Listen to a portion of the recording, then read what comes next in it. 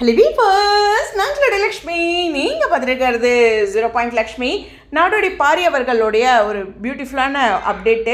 So ரொம்பவே சந்தோஷப்பட்டு அவர் ஒரு பியூட்டிஃபுல்லான விஷயத்தை பதிவு பண்ணியிருக்கார். ஆனால் இதில் எனக்கு ஒரு சின்ன வருத்தம், அதை பற்றியும் பேசலாம். கண்டிப்பாக வந்து பிரியா தம்பி அவங்க ஒரு மேஜிக் ஸ்டோரி, அதாவது அவங்களுடைய திரைக்கதை வந்து ஒரு மேஜிக் இருக்கும் அப்படின்னு அவர் சொல்லியிருக்காரு. ஆஃப்கோர்ஸ் நமக்கும் தெரிஞ்சதுதான். இந்த ட்ராக் பற்றி வந்து ஒன் லைனில் ஒரு ஸ்டோரி சொல்லுவாங்க. நான் நிறைய முறை சொல்லியிருக்கேன், இந்த மாதமா அவங்க 2 பேரும் ஒன்று சேரணும் அப்படிங்கிற ஒரு வார்த்தையை தான் சொல்லியிருப்பாங்க. அது அவங்களுடைய டெக்னிக்கல் வேர்டில் சொல்லியிருப்பாங்க. ஸோ இந்த ஒன்லைன் சொன்ன உடனே அவர் அப்பா நம்மளும் ரொம்ப நாளாக எதிர்பார்த்த ஒரு ட்ராக்கை பற்றி பேசியிருக்காங்க அப்படின்னு ரொம்ப சந்தோஷப்பட்டிருக்காரு.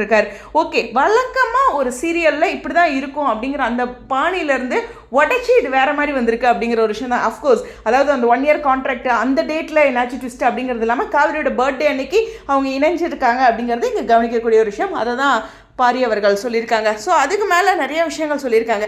இதில் பார்த்திங்கன்னா அவங்க 2 பேரும் பேசிக்கிட்டே இருக்கிறாங்க. அந்த பேசியே ஒருத்தருக்கு ஒருத்தர் வந்து புரிஞ்சுக்கிட்டே இணையிறாங்க அப்படிங்கிற ஒரு வார்த்தையை அந்த இடத்துல அழகாக கையாண்டிருக்காரு.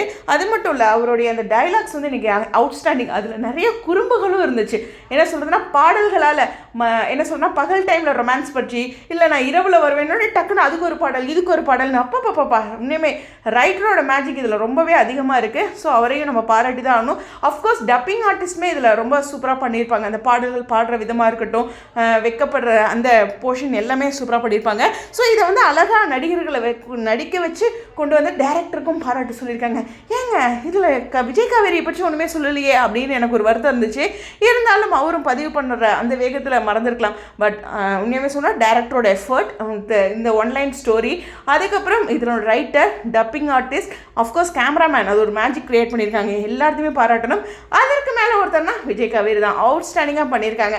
ஸோ பாரி அவர்கள் வந்து இது மாதிரி ஸ்பெஷல் சீன்ஸ் வந்துச்சுன்னா அவரும் ஒரு ஹாப்பி மொமெண்ட்டை நம்மக்கிட்ட ஷேர் பண்ணுவாங்க. அவங்களோட எக்ஸ்பீரியன்ஸ் நமக்கும் இங்கே தெரியுது அப்படிங்கிறது தான். ஓகே, இந்த வீடியோ பற்றி உங்களுடைய கருத்துக்கா ஸ்டேடியம் 0 லக்ஷ்மி.